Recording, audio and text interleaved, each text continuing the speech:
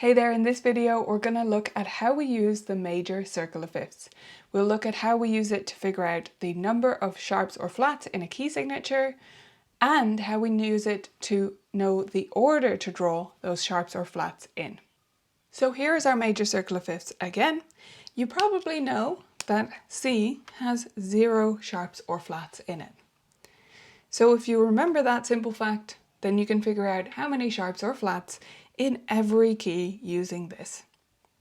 So if we look at G, that's 1 sharp.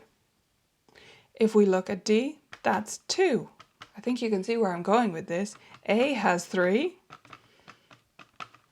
etc., etc.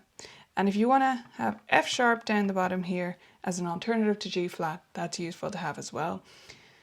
So if we go back to the top and go to C, and we just go anti-clockwise to the left, F has 1 flat, B flat has 2, etc. all the way around. So anytime we want to know how many sharps or flats in a given key signature, we can just use this to figure it out. By the same token, if we see a key signature and it has 5 sharps in it, we can just say to ourselves 0, 1, 2, 3, 4, 5, that's B major. Now we can also use this to know what order to draw our sharps and flats in. So our sharps go in this particular order on the staff: F, C, G, D, A, E, B. So if you can just remember that F is the first sharp you draw, then you can use this to figure out the order of the rest of the sharps to draw them on the staff.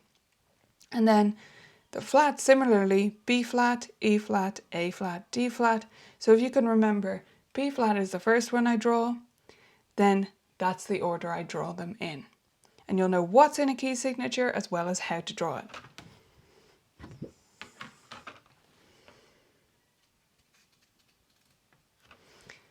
So if we look at that on the staff, let's say we know we want to draw a key signature with 4 flats.